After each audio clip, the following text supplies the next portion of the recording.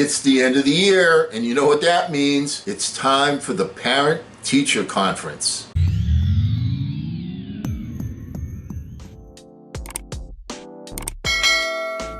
Hello again, everyone. I'm Eli's dad with Project Eli, where we educate, lead, and inspire, and we especially focus on the things they don't teach you in school. Last time we were together, we were talking about report cards. It's the end of the year. Everyone starts to pause and reflect and say, how did I do this year? And boy, 2020 certainly is a challenge, is it not? So, and one of the points that we made is that the grades that you receive in school, A, B, C, D, or F for failure, what happened to the E? So we put our focus on, let's take a look at some of the E things that we should know that they don't teach you in school. So let's pick it right up. The first E we want to talk about today is being engaged. And no, I'm not talking about a life partner. What I am talking about is being engaged in an activity. The first thing that you do physically in any activity is going to create anxiety. So what? You know that no matter what it is that you do, the first time you do it, the first time, Eli, you picked up a basketball and tried to dribble with your left hand or tried to shoot with your left hand, what happened? It wasn't pretty. Am I right on that? But you have to become engaged in something in order to improve upon your results. So don't be disappointed with expect the anxiety. You know it's going to be there. It's there in everything else in your life. The first time you started to ride a bike, you know, and I'm holding the bike, Eli, and we're running in the parking lot in the college next to where we live, all right, and I let go and you're on your own, and it's like there's that anxiety and you're going for a little bit and finally you tipped over, all right? But there's always that anxiety in everything that you do. But now it's like riding a bike, isn't it? No pun intended. So get yourself engaged, face that minor anxiety, and expect it. Why? It's part of the game. All right, next thing we want to talk about, next E on our report card is to be encouraged. My goodness, you need to find little progress, little things that you do that you're making progress. That is there's another E coming up, elixir of life is making progress.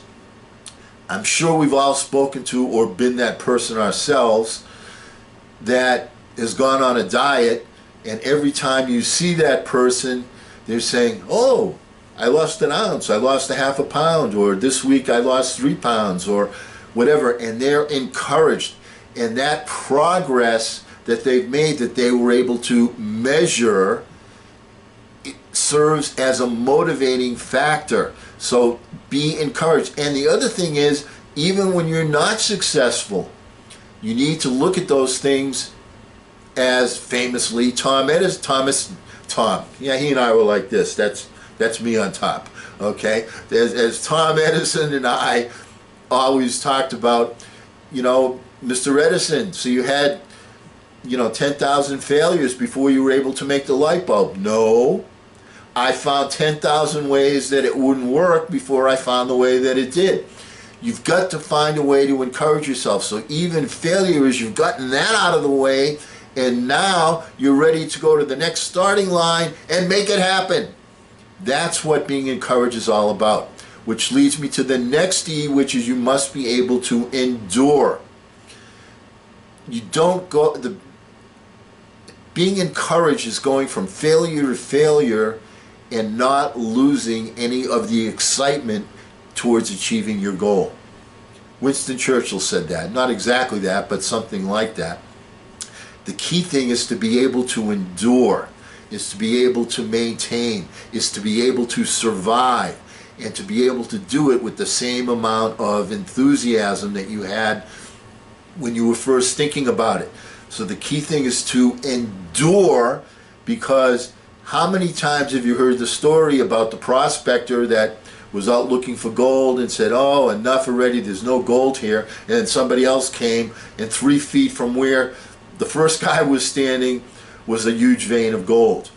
Life is like that. People quit too quickly. Make sure that you endure, make sure that you continue on, make sure that you find your next starting line so that you can get to the promised land that you desire and deserve. Because eventually, here's the next D, eventually you will get there. Sometimes a goal, a worthwhile goal, is something that you never, ever, ever reach. I mean, Dr. Martin Luther King wanted to see black boys and black girls sitting down together, holding, black boys, black girls, and white boys and white girls holding hands together. Well, I'm not sure that we've necessarily achieved Dr. King's goal, but we're making progress. We're getting there. Eventually we're going to get there. It may not be in our lifetime, but we're going to get there. We have to get there. The point is, if you keep making the effort, you will eventually arrive at your destination. Just as when you're in the car and you run into a roadblock or you run into a detour, you've got to continue on in order to get to your destination, because if you have that tunnel vision, if you see the end result, the final outcome that you're seeking, and you keep making steps to get to a new starting line, you will eventually get there. And one of the things that will get you there is that you begin to evolve as an individual. All the different steps of the way, you're learning new things. And when you learn those new things, you don't just aspire to be a teacher. The first day you go into school, you have your own class. You know, the kids are a little, you know, maybe they were rambunctious, maybe they're a little nervous, maybe they're a little bit cocky, and then there you are behind the desk, and there you are facing the kids for the first time, and you're a little nervous. Once again, every time you start anything, is the height of your anxiety. But you get to the starting line, you make some moves, you take some action, you become more comfortable in what it is, and you start to evolve into the identity of that person that you become. You don't start off as the best coach that ever coached a basketball team, Eli. You start off as a coach that's like looking around and saying, what can I do, what can I do? And you evolve into that person through experience, through patience, through practice, and through learning. So make sure that you continue to evolve into that person that you want to become. And it's easier to draw people to you when you have that energy and enthusiasm, and these are things that you decide to do for yourself. You decide what kind of energy you're going to bring to the game. You decide what kind of enthusiasm you're going to bring to the game. I put these two together.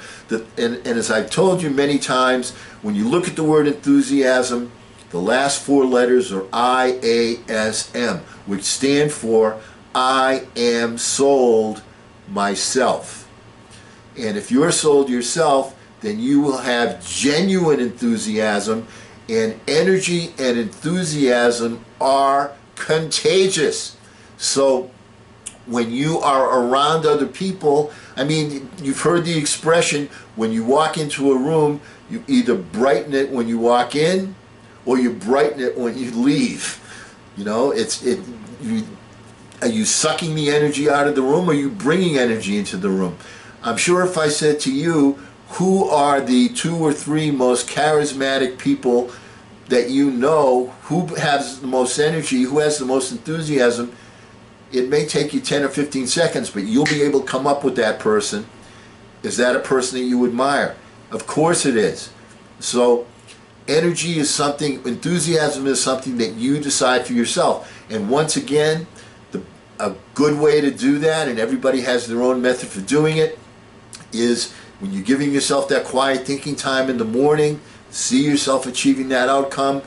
When you advance from your little meditation to getting into the real world, into your activity, when you look in the mirror, give yourself that smile. You've accomplished it. That gives you some energy. That gives you some enthusiasm. Does that make sense? And there's all sorts of different ways to do that.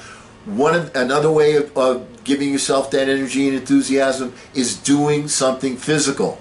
As an example, Eli, you and I, when you were little, used to play, Dad, let's play fighting. I want to play fighting. All right, and all dads want to, get into it with their kids, mix it up a little bit. And how did we always start fighting? You would always go, ding, ding, and then we were like at the ready. So you do something physical will also get you at the ready, will also help to create that energy and enthusiasm. So it's a mindset thing and a physical thing. There's different ways to accomplish it. I've just given you 2 samples to help you along.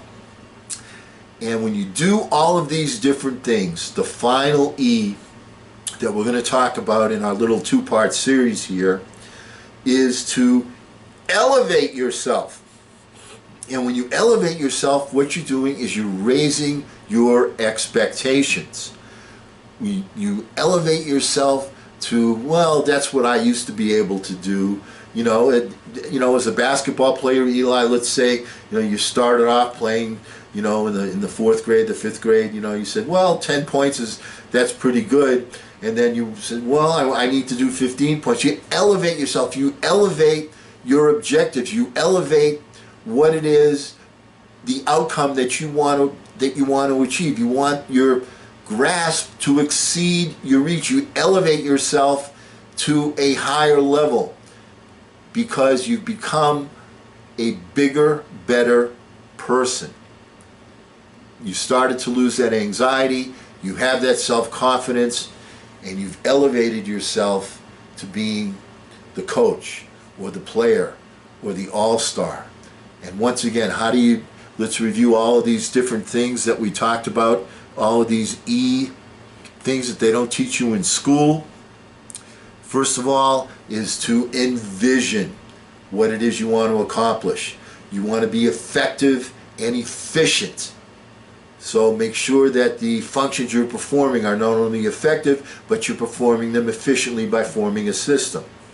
You want to be excited about what it is you're going to do, which leads me to saying you need to be emotional. There needs to be some emotional attachment because that will draw people to you and also draw the infinite mind to become your partner. You've got to enter the fray. You've got to get into the arena. You've got to get started. You've got to find the next starting line. You've got to escape from the bondage of the 95% crowd and declare your freedom that I'm going to be the 1 out of 20 and escape from the crowd and become that 5%er. You want to elicit the help of a tribe of people to help you, and also elicit the help of a mentor by performing at a very high, excellent level that will attract a mentor to you. And because mentors are always saying to themselves, what's in it for me? I helped this guy out, what's in it for me? And if you're somebody that's worthwhile for them to invest their time, boy, that's greater than gold. You want to be engaged. There has to be some physical activity that you're doing that is going to advance you. And sometimes, you run into a roadblock when you become engaged, but that just accelerates you getting to the next starting line because it will appear once you become engaged. And of course, you need to be encouraged and celebrate just as they do after the football players, they score the touchdown, they go and they do the dance, and they take they do the pictures and everything as an example. Of the basketball players give the high fives. There has to be some celebration, some team encouragement. Endure. You have to fight it out. In a football game, you gain 3 yards, you gain 4 yards, you gain 6 yards, you get a first down, you get another first down. You're winning by, as they say in football, 1,000 different paper cuts. You have to endure in order to reach the end zone, because eventually you will, if you pay attention to the detail of the blocking and the tackling. if you give a precision block, if you throw a precision pass, you'll make small progress, but eventually you will get there. And when you do, you evolve into a better, more productive person. Why? Because you've experienced more things.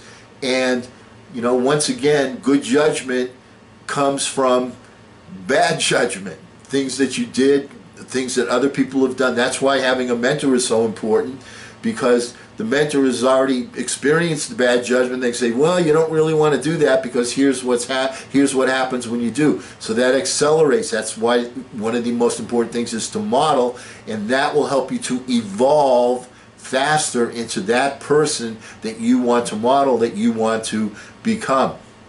Energy and enthusiasm.